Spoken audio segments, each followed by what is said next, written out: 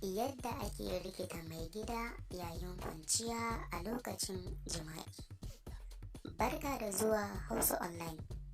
Kamar yadda kuka sani, wannan tasha ce wacce ke koyar da sirrin jima'i.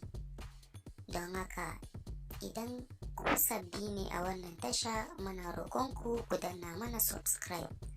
Idan kuma ku ba baƙi ba ne kana ba ku danna subscribe ba, muna roƙonku ku danna mana subscribe. Sannan ku danna alamar ƙararrawar sanarwa ta yadda za mu sanar da ku da zarar mun ɗora sabon bidiyo. Sannan idan kun ji daɗin wannan bidiyo, muna roƙonku ku danna mana like domin ba mu ƙwarin gwiwan kawo muku sabbin sirrika na jima'i. A yau sabon darasinmu za mu yi magana ne akan yadda ake rikita mai gida yayin kwanciya.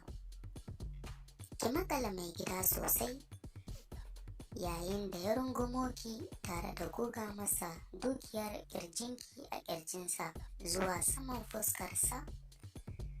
Sannan ki tura masa ɗaya a bakinsa, ki rufe masa bakin da shi yadda zai kama ya dinga tsotsa kamar ƙaramin yaro. Hura masa kunne tare da zura masa harshenki a kunnensa, kina yi masa wasa da shi. Take mai gida zai hau gantsarewa tare da yin nishin daɗi. Tsotsin kan nononsa a hankali tare da lailaya saman bananarsa da hannunki ɗaya, kina wasa da ita kamar kina yi masa tafiyar tsutsa. Take zai fara kuka ko gurnani, sannan ki lasan masa wuyansa zuwa haɓarsa, da haka har ki dire bakinsa. Ki rufe bakinki da nasa, ki ta wasa da harshenki cikin bakinsa.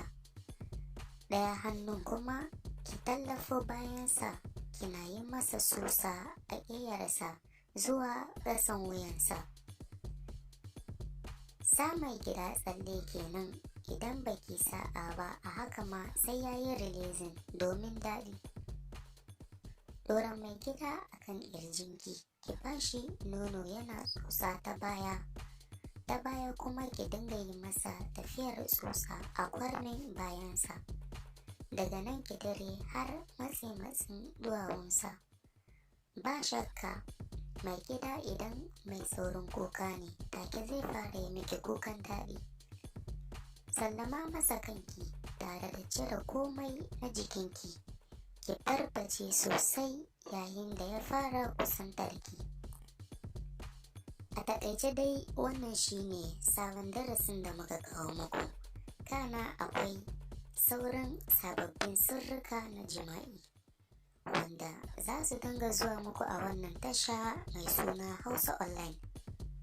Ga duk mai bukata sai ku danna subscribe, sannan ku danna alamar ƙararrawar sanarwa ta yadda za mu sanar da ku da zaran mun ɗora sabon bidiyo. Sannan idan kun ji daɗin wannan bidiyo, muna roƙonku ku danna mana like domin ba mu ƙwarin gwiwa ta yadda za mu dinga kawo muku sababbi haɗaɗɗun sirrika na jima'i. Naku a koda yaushe, Hausa Online.